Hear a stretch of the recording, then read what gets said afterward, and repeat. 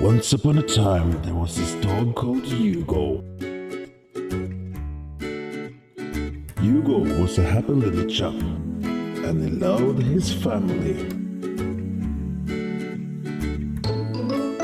All Hugo did was sit, eat, and sleep.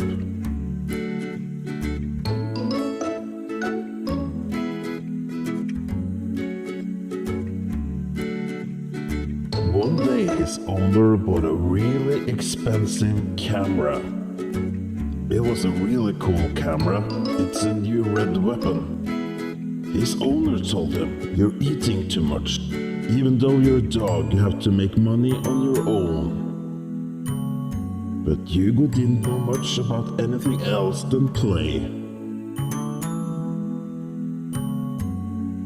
After watching his owner play poker for days and days and hours, Hugo has now decided starting to play poker.